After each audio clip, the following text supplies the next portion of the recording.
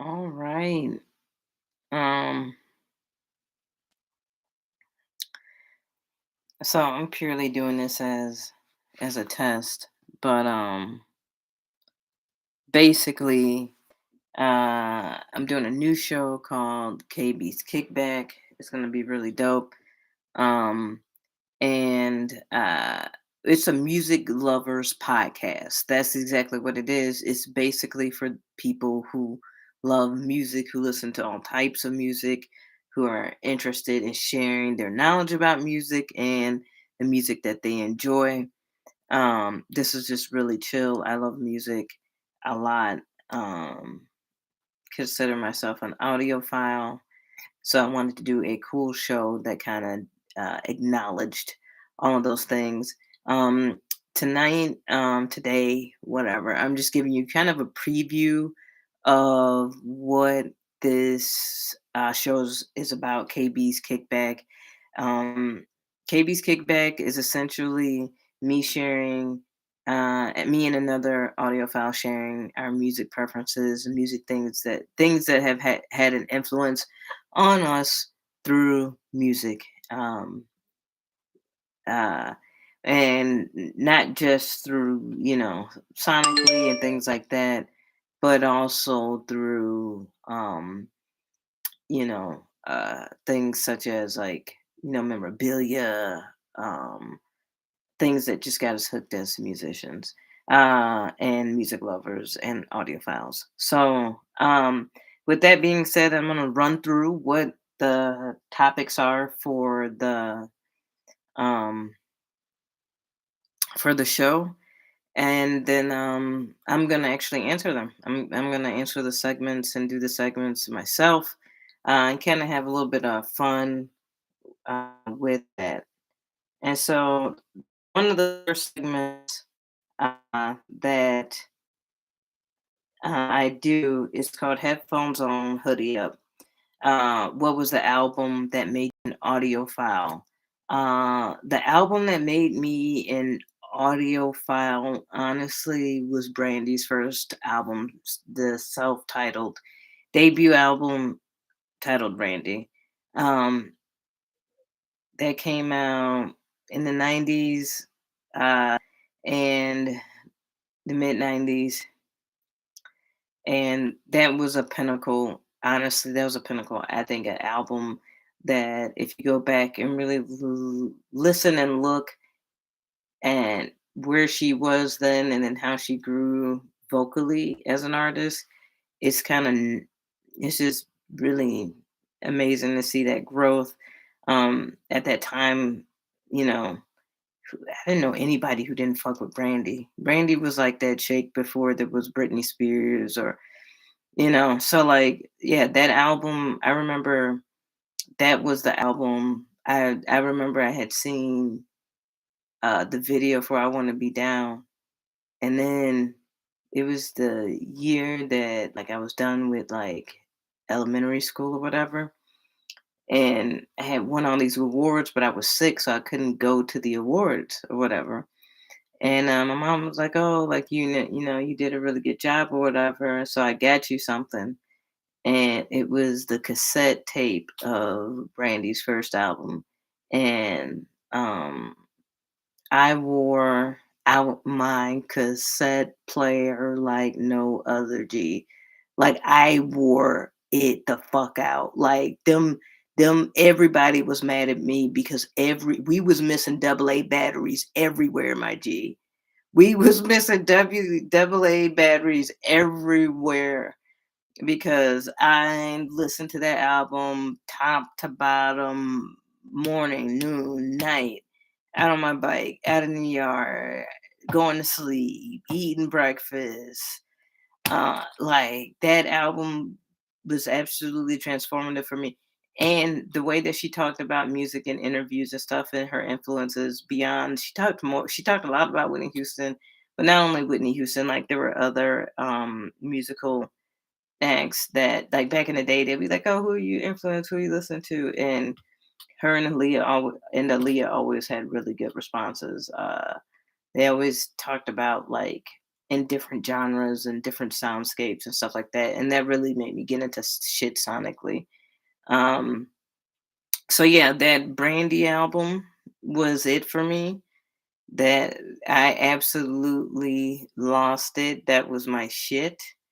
That was, the thing that absolutely turned me into an audiophile. I just got absolutely I still know the the um that album just top to bottom you could press play. That was just it was so good. So good, and her being like 14, 15 recording that and releasing that and just being that young and iconic is kind of wild. And like I said, it was before the Britneys and all that shit. Like it was Brandy. And yeah, that album changed how I look at music, made me notice everything. And then from there, listening to her influences and listening to their influences and just kept spiraling and spiraling. And so that was the album that yeah, that and you know what? As much as we hate streaming, man, I know motherfuckers have to be happy that like nowadays you can just stream some shit and not have to worry about a damn thing because like, man, I'm telling you, I was still in them double A batteries, G. I was still in them. Um Second segment that I do on KB's Kickback. And usually for a kickback, you want to drink something, smoke something, chilling out. I got this uh,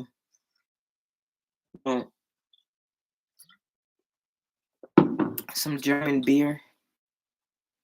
It's the holidays, I'll drink a little beer. Lyrics that stick to your ribs. What song or lyrics runs through your mind? A personal affirmation or reminder.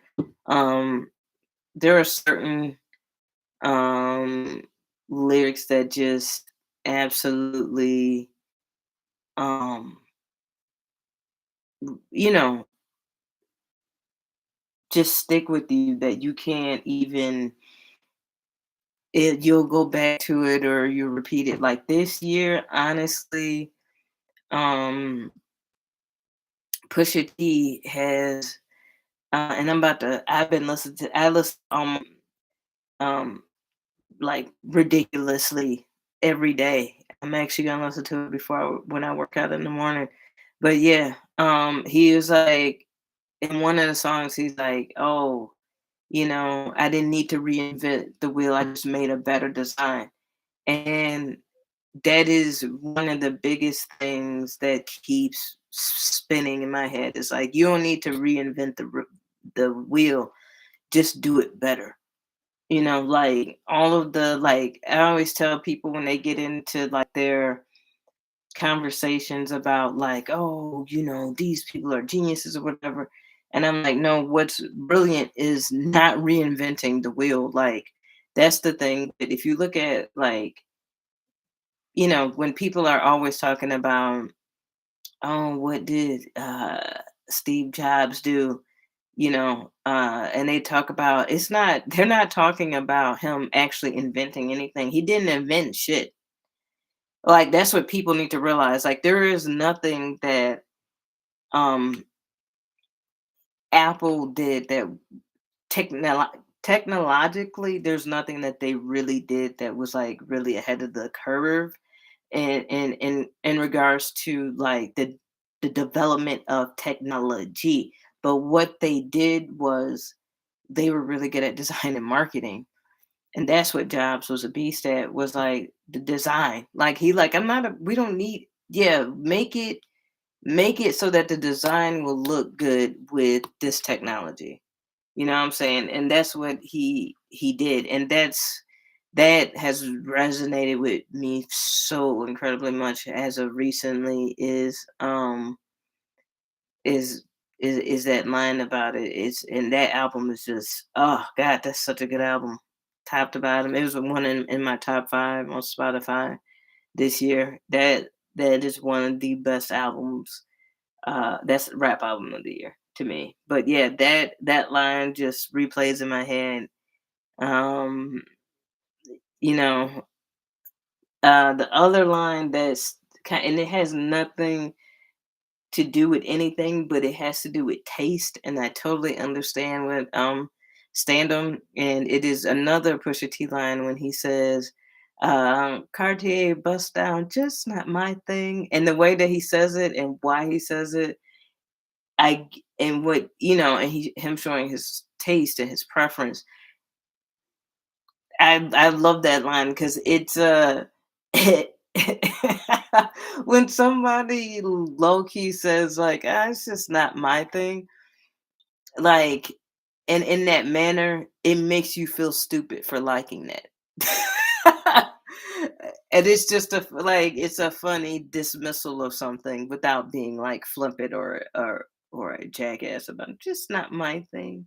Um, so yeah, that's been it. Yeah, yeah, that's what's been sticking in my brain, man. And Venus from Beyonce's album. That I don't know why. It's just a funny little. She has a lot of great campy lines on Renaissance. That's so much fun. A lot of people kind of miss the point of that album, but whatever. The Duality. That is another brilliant album. That's a side note. Side note. That's a brilliant. That's for real is a brilliant album. The duality of every song is really cool. That's all I'm saying. I'm not gonna give it a deep dive or whatever. I might do a deep dive one day if I build up enough people who give a shit. Um, okay. The next segment is a segment I'm super excited about because I love playlisting. And so it's called The Vibe Is. The Vibe is a segment where I create um I choose five. I create a setting, and me and the guest. I'm the host. We come up with five songs. They come up with five songs. I come up with five songs. We share them for that setting. What songs do we think will make a great playlist for that setting or whatever? My hair all wild. And so today, just to give you a feel of like at the time of, like I said, I started really getting into music and collecting music probably around 12 years old.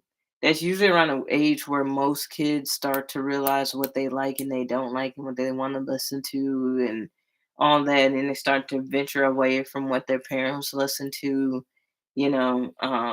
And I had an older brother who was always listening to cool stuff. He was kind of always ahead of the curve. He you know would hit me to stuff, um, which was always cool.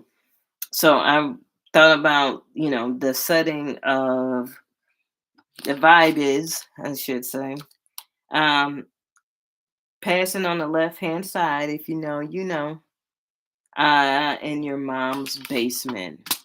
So instead of since I don't have a guest, it's just me kind of showcasing the segments and everything.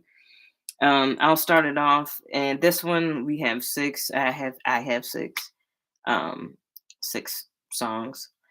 So the first song is and I chose this group because, and I'm chilling in the basement. Honestly, we didn't have a basement, so I would go to my friend's house. A lot of my friends that I would go and kick it with were like white kids who smoked weed. And so, you know, uh, if we did that, then it was in the basement, and there was always this one particular band playing anytime that we smoked. And it was Pink Floyd. And I got into Floyd probably like my junior year in high school. And they were another one where I saw people when I was a little bit younger. I saw people wearing the T-shirts, and I'm like, "What is all like? Who is Pink Floyd? Like, what is like?" I didn't get it. Like, I was still at that time listening to purely R&B, you know. Brandy, Mary J. Blige, Jodeci, Immature, all that type of shit. Like that type of that, I think like I guess Destiny Child was coming up, like that, all of that early, and then on the hip hop side, you listen to Biggie, Puff that, like all that shit, Wu Tang, it was, that type of shit, like that early mid to 90s hip hop R&B. So that's what I was listening to. During that time, the a lot of my friends had, and mind you, like growing up, you know, I remember when Biggie died, I remember when Tupac died, I remember when the death of Kurt Cobain. You know what I'm saying? Like I remember, like if like that was an era. That was the '90s was like, I don't know if people really remember, but the '90s was kind of wild. But also with the transferal of like technology and stuff not quite happening, Napster hadn't happened yet or anything like that. When you were chilling in your basement, it was either you brought your cassettes, your CDs over, or it was listening to, what would happen is your parents would have an old album, like a record player, and old albums that you would hopefully that's how, a lot of us got into music and shit. I know for me, for a lot of my friends, that's how we got into music, was like us just listening to what our parents did, like going deeper, like, what I'm saying, going deeper, like into their cool shit. Like it's always weird because like when you're growing up as a kid, your parents play all the corny shit, and then when you really look like deep into their shit, you find like some real dope music or whatever. And like, how come you never played that? And then you realize it's about cocaine, and you're like, oh, it's not appropriate for kids, so that's the reason why they didn't play that. But yeah, and so Pink Floyd is one of those bands. The song that I chose was Pigs, three different ones. Um, this is I listened to Pink Floyd stuff. Um, I chose this one honestly because my girlfriend. I honestly we didn't. I did not listen to this album that much frequently. This is off the album Animals. I didn't listen to that one like that. But my girlfriend, is one of her favorite albums. I really do like this song. And honestly, I do remember um, you know, maybe, hearing some of this in the background, but probably too stoned to really remember. But yeah, my friends were more of the um I Wish You Were Here vein. They played a lot of that album. In the Wall and Dark Side of the Moon. Those were the 3 that my friends really played. Animals, not so much. Like I said, maybe once it snuck into the background or something, but you know that.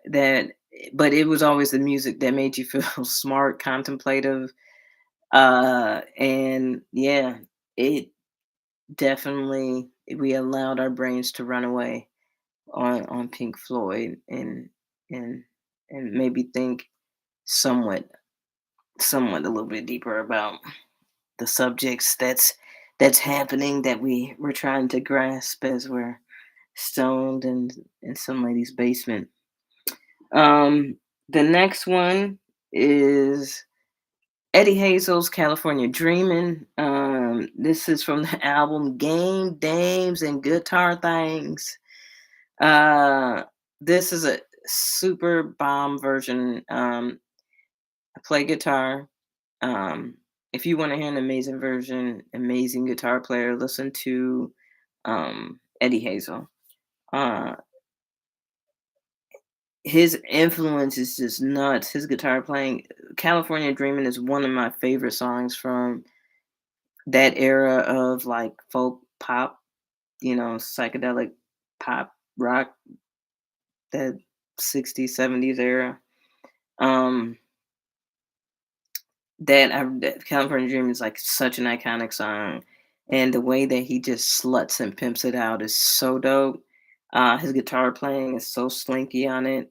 And it's such a good that album is just man, it just makes you wanna, like, shine your car, smoke a joint, and just cruise into the sunset. It is such a great album, but his guitar playing, he Eddie Hazel started as a guitar player, for Funkadelic, um, and, he played on Maggot Brain, which is, like, an iconic guitar album. If you haven't checked that one out, check it out, Maggot Brain. But that's, like, a common set. Like, I feel like I'm talking to a bunch of audiophiles, so, like, me saying that, people are like, "Yeah, we know." But if you haven't, like, check it out. That's all I'll say. Um, and, yeah, like and so, he plays on that, so make sure you check that out, and that is my second choice. My third choice is Nick Drake, "Place to Be" off the Pink Moon album, the album that he just walked in and recorded, and they just put it out, and yeah, um, I won't go any further with it. You can look up the story of Nick Drake, it's kinda sad. But he made some amazing music. Pink Moon is by far his most prominent album, but all I love all of his albums. His guitar playing is phenomenal.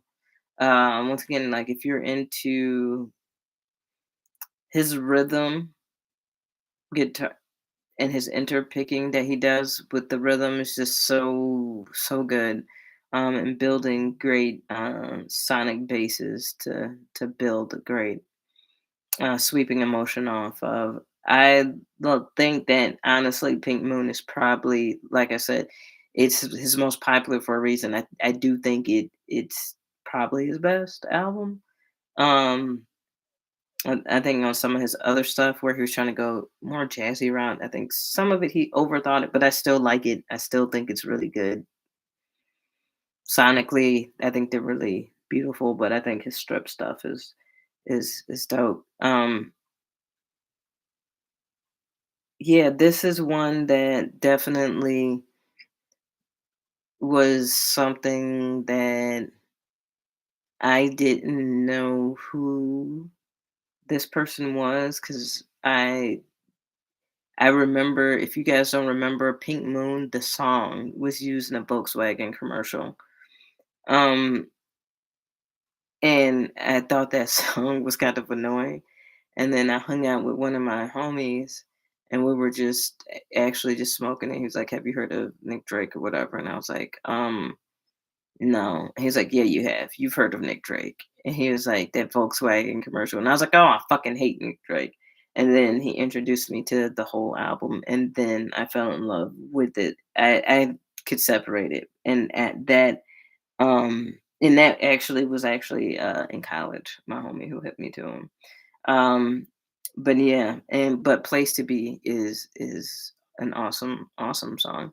Um, Rotary Connection, I Am the Black Gold of the Sun off the Hey Love soundtrack. Hey Love soundtrack, Hey Love album. Um, Rotary Connection, dope, dope band. I think they're pretty well known. I think they're pretty common. That's a common song. Um, for this one, it's kind of like growing up the type of albums or the feels of just like hanging out and smoking in your parents' basement or whatever, right? This is one that I feel like whether you're white, black, I feel like Rotary Connection, like I feel like everybody liked Rotary Connection. Like they're one of those bands where I feel like it was like they were one of those um universal acts. But this song, what's funny about this song is that there's a point of smoking weed and you're chilling in your friend's basement where you're smoking and you put on something like Rotary Connection. That would be one of my go-tos is Rotary Connection.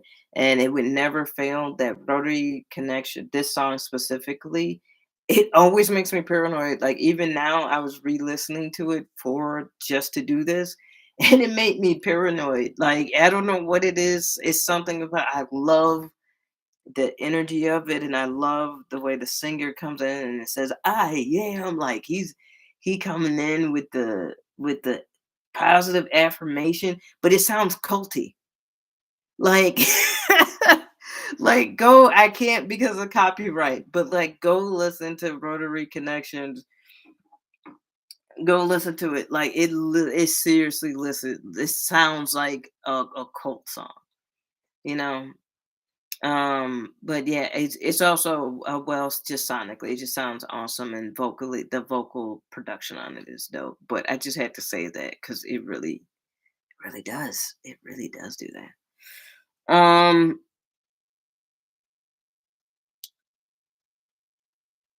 This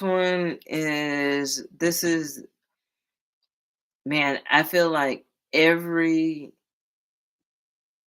this is another album that maybe it's just my friends and their parents or whatever, but I remember seeing this album at everybody's house. They're kind of like Pink Floyd to me, where like everybody thought they were being really deep, and it's interesting that that type of band was very popular. Um,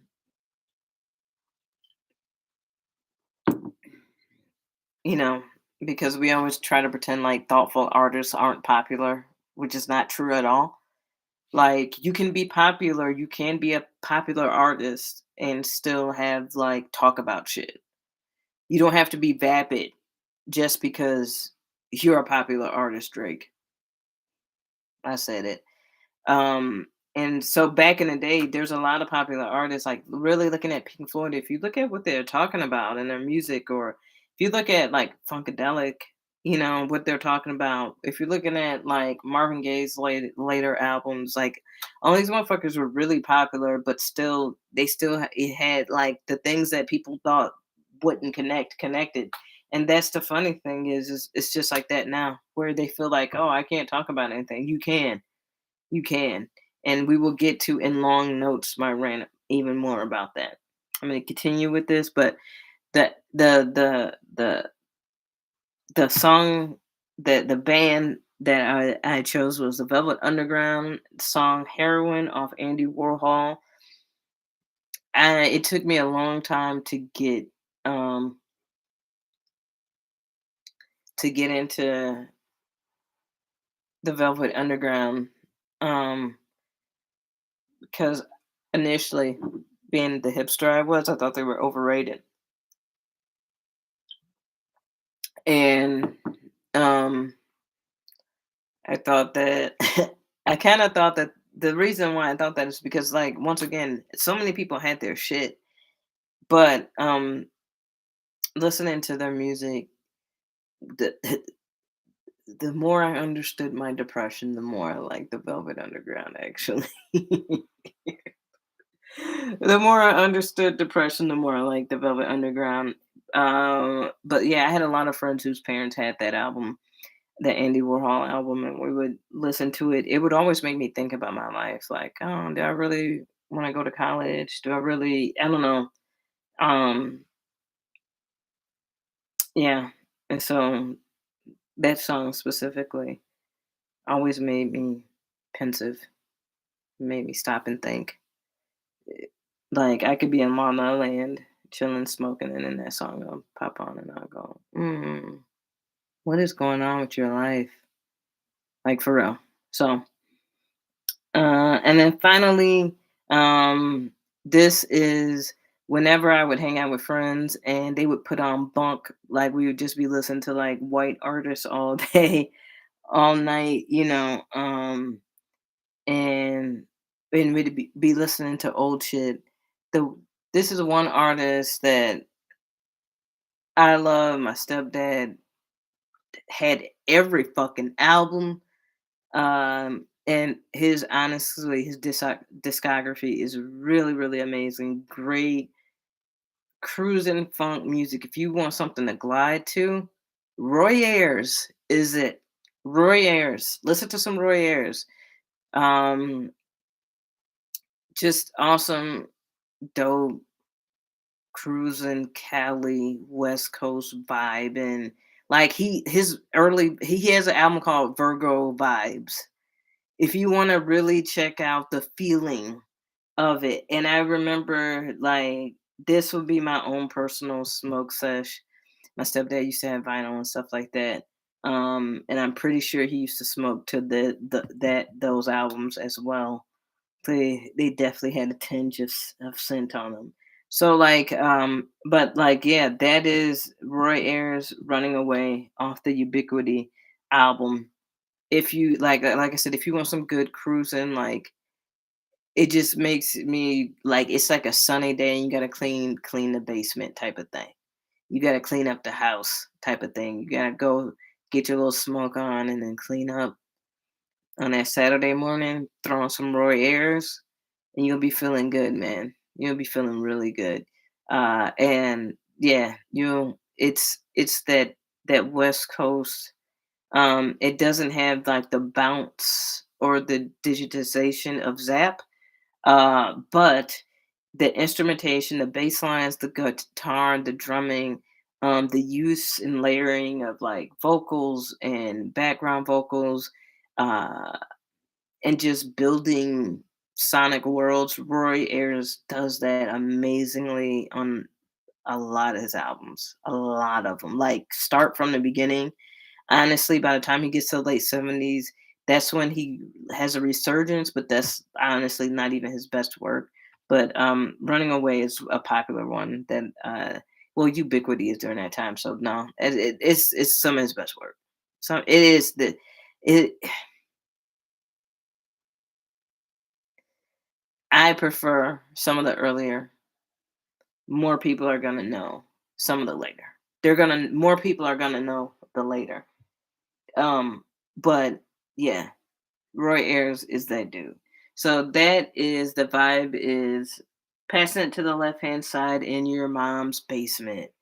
And that's that segment. That is the playlist. That playlist will be on up on Spotify. And so check it out if you want to download it, add to it, make suggestions. You can do that. All right. So there's that segment. That's what I'm doing for it. Um, and for my segment is settle the score. It's where and choose a scene and have the guests um you know choose a song or music that best fits that scene, or if they could rescore a film, what would that look like or sound like? And so I'm not gonna necessarily do that tonight because that's just an interactive fun one. But if you have a scene that you would like to suggest, yeah, let me know, and I will definitely work that into shooting it over to a guest. So yeah. And then the next segment is Ear to the Street.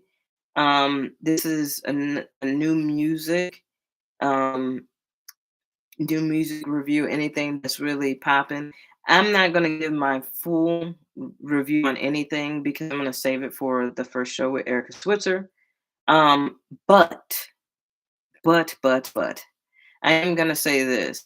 There needs to be, and this is going into the final segment, which is long notes.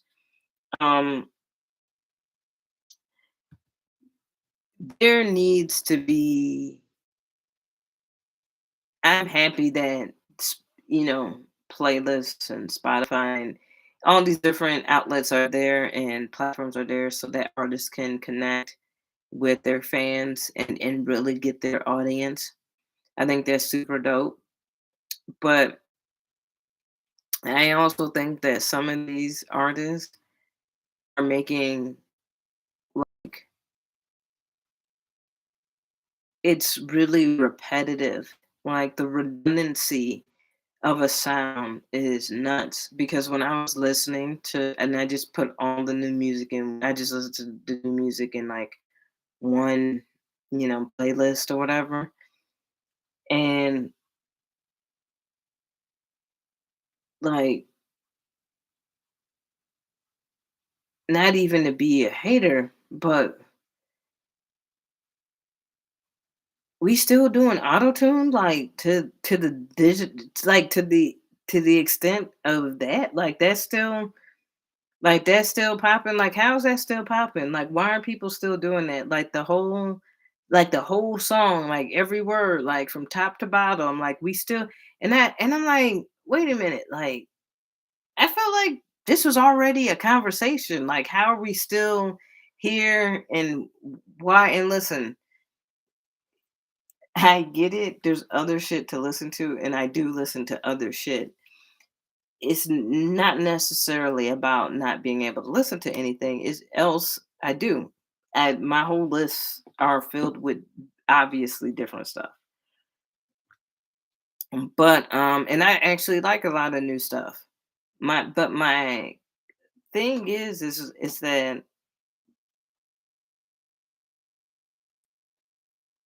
when I can't see you and your voice is the only thing that I have, which as a musician, that's pretty typical, right? Your voice is everything. Like your literal voice, your sound of your voice, the tone, the personality, the all of that shit in your voice. If you digitize that to the point that there is not like that, like y'all sitting, I feel like motherfuckers just set themselves up to be like beaten out by AI.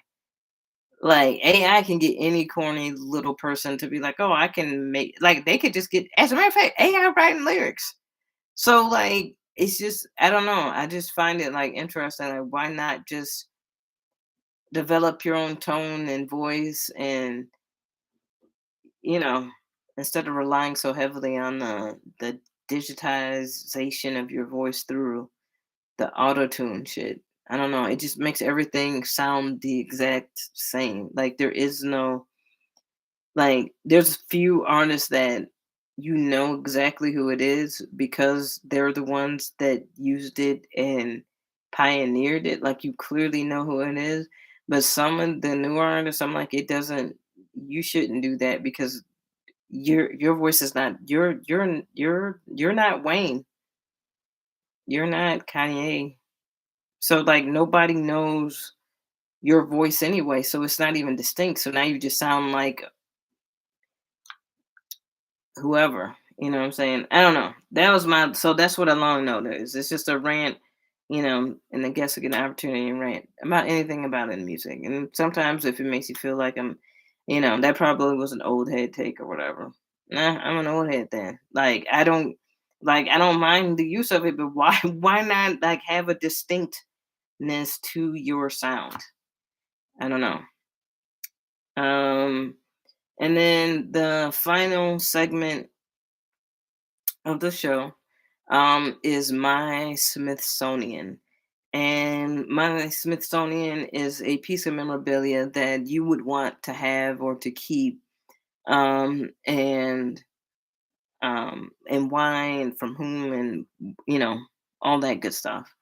Um, if there was anything that I could have that I would want, it would probably no lie, it would be um the wrestling shoes that Janet Jackson wore in the Pleasure Principle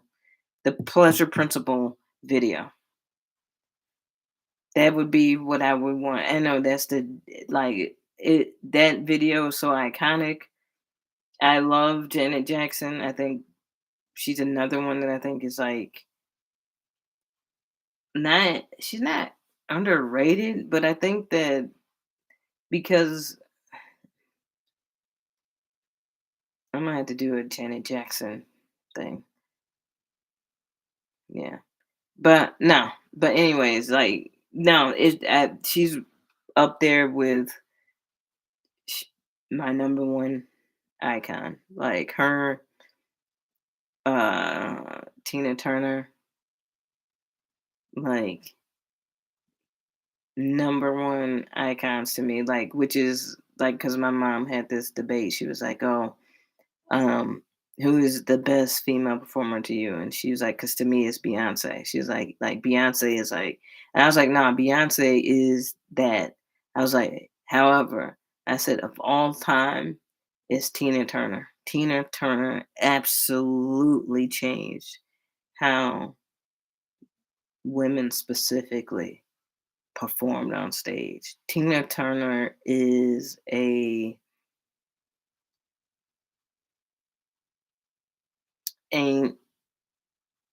there'll never be another. There will never be another Tina Turner, G.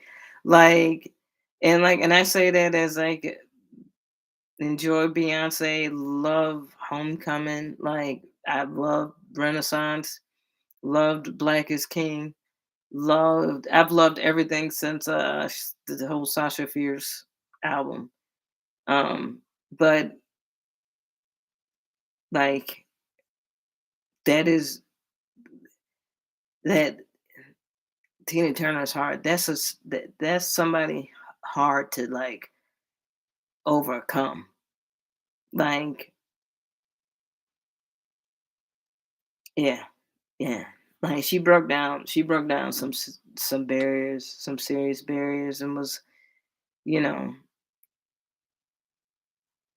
just just fucking iconic, man.